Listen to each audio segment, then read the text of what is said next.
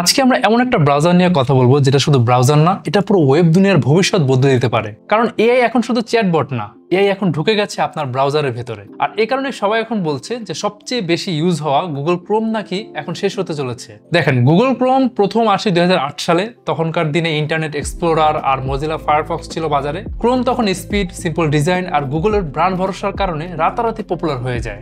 আজকে 2025 সালে এসে ক্রোমের মার্কেট শেয়ার 60%-এরও বেশি, মানে বিশ্বের প্রায় 10 জন ইন্টারনেট ইউজারের মধ্যে 6 জনই ক্রোম ব্যবহার করছে। কিন্তু ভাই, এই আধিপত্যের মধ্যেই কিছু সমস্যা তৈরি হয়েছে। ক্রোম অনেক হেভি হয়ে গেছে, র্যাম আর সিপিইউ রিসোর্স অনেক খেয়ে বসে থাকে, আর গুগলের ট্র্যাকিং, কুকিজ, ডেটা কালেকশন এগুলো নিয়ে সবাই একটু বেশি কনসার্ন। আর সবচেয়ে বড় ব্যাপার, এআই যুগে যেখানে চ্যাটজিপিটি, কোপাইলট, ক্লাউডে, পারপ্লেক্সিটি সবাই এগিয়ে যাচ্ছে, সেখানে ক্রোমের জেমিনি ইন্টিগ্রেশন একদম টু লেট টু লিমিটেড। এটা কি হয় বলেন? আচ্ছা, এবার আমরা কথা বলি আমাদের নিউ প্লেয়ার নিয়ে, আর সেটা হচ্ছে কমেট ব্রাউজার, এআই যুগের ব্রাউজার। এটা তৈরি করেছে পারপ্লেক্সিটি এআই নামের কোম্পানি, যেটা চ্যাটজিপিটির মতোই একটা এআই অ্যান্সার ইঞ্জিন। এখন কমেটকে বলা হচ্ছে ফার্স্ট এআই ওয়েব ব্রাউজার। মানে এটা শুধু একটা ব্রাউজার না, এটা একটা ইন্টেলিজেন্ট ওয়েব অ্যাসিস্ট্যান্ট।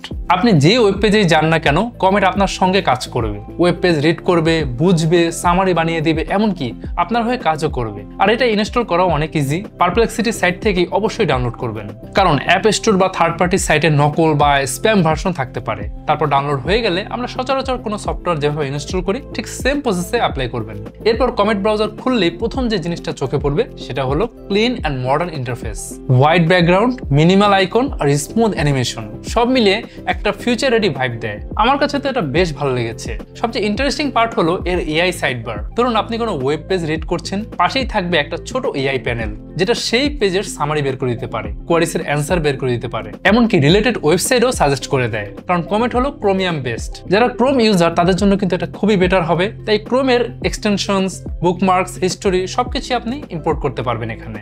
এখন এই কমেট কিভাবে কাজ করে? ক্রোমের ব্রাউজারের ভিতরে যেটা থাকে সেটা হচ্ছে লোকাল এআই কোর, যেটা আপনার দেখা ওয়েব পেজকে ডিওএম লেভেলে রিড করে, মানে HTML, CSS, জাভাস্ক্রিপ্ট স্ট্রাকচার বুঝে। তারপর সেটাকে ন্যাচারাল ল্যাঙ্গুয়েজ আন্ডারস্ট্যান্ডিং মডেল দিয়ে সার্চ করে। এই মডেলটা চলে পারপ্লেক্সিটির নিজস্ব R1 ল্যাঙ্গুয়েজ মডেল দিয়ে, যেটা web text, news, search content সবকিছু বুঝে কনটেক্সট ধরে রাখতে পারে। লাইক আপনি কমান্ড দিলেন, এই পেজের সামারি দাও, এই নিউজটা আমাকে ইজি করে বুঝিয়ে দাও, এই প্রোডাক্টটা কোথায় চিপ রেটে পাওয়া যাবে সেটা খুঁজে দাও। কমেট তখন এআই দিয়ে ওয়েব স্ক্যান করে রিয়েল টাইমে অ্যান্সার দিবে। এমনকি আপনি বললে পুরো পেজের পিডিএফ বানিয়ে দেয়, আর সেখানেও জাভাস্ক্রিপ্ট, ফর্ম, ইমেজ সব হ্যান্ডেল করতে পারে। তো আমরা যদি গুগল ক্রোমের সাথে কমেট ব্রাউজারের একটা কম্পেয়ার করি, এআই ইন্টিগ্রেশনে গুগল ক্রোমে অবশ্যই গুগলের নিজের AI model Gemini, but limited. কারণ জেমিনি এখনো পুরোপুরি কিন্তু রিলিজ হয়নি, এটি এক্সপেরিমেন্টাল ইন্টিগ্রেশন হিসেবে চলছে। মানে গুগল এখন দেখে নিচ্ছে ক্রোমের ভিতরে এআই বসালে ইউজারদের রেসপন্স কেমন দেখা যায়, কোনো বাগ আছে কিনা, পারফরমেন্সে কোনো প্রভাব পড়ে কিনা। আর কমেট ব্রাউজারে এআই ইন্টিগ্রেশনের জন্য আছে পারপ্লেক্সিটি এআই, যেটা ফুল ইন্টিগ্রেটেড, মানে ব্রাউজারের ভিতরে একদম বিল্ট ইন। স্পিডের কথা বলে গুগল ক্রোম অবশ্যই ফাস্ট কিন্তু হেভি, আর Comet browser light and AI load নিতে ক্যাপেবল। প্রাইভেসির ক্ষেত্রে গুগল ক্রোমে ট্র্যাকিং বেশি, আর কমেট ব্রাউজারে ইউজার ডেটা লোকালি প্রসেস হয়। মানে গুগল ক্রোম আপনার ব্রাউজিং হিস্টোরি, সার্চ করা বিষয়, ভিজিট করা ওয়েবসাইট, এমনকি কোন লিঙ্কে ক্লিক করেছেন এসব ডাটা ট্র্যাক করে। কারণ গুগল এই ডাটা ব্যবহার করে আপনাকে পার্সোনালাইজড অ্যাড দেখায়। যেমন গুগলে সার্চ করলেন পারফিউম লিখে, কিছুক্ষণ পর দেখবেন ক্রোম দিয়ে যেই সাইটেই যাচ্ছেন আপনাকে বিভিন্ন ব্র্যান্ডের পারফিউমের স্পন্সর্ড অ্যাড দেখাচ্ছে। বাট কমেট আপনার ডেটা বাইরে কোথাও পাঠায় না। আপনার সার্চ, ব্রাউজ হিস্টোরি আর এআই ইউজ সবকিছু আপনার নিজের কম্পিউটারের মধ্যেই প্রসেস হয়। মানে ডেটা লোকালি আপনার ডিভাইসের ভেতরেই থাকে, কোনো সার্ভারে আপলোড হয় না, তাই বাইরে কেউ দেখতে বা ইউজ করতে পারে না। আর প্রোডাক্টিভিটিতে আমরা সবাই জানি গুগল ক্রোম অনেক বেশি এক্সটেনশন নির্ভর, বাট কমেট ব্রাউজারে আছে নেটিভ এআই অটোমেশন।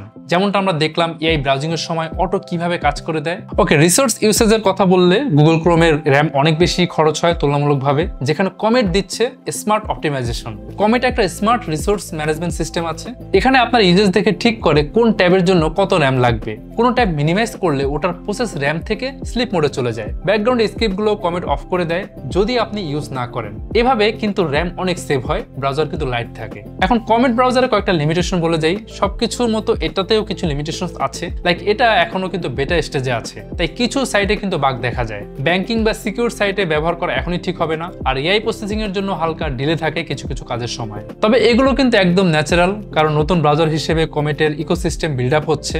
যাই হোক, শেষ কথা, এআই যুগে ওয়েব এখন এক নতুন পথে হাঁটছে।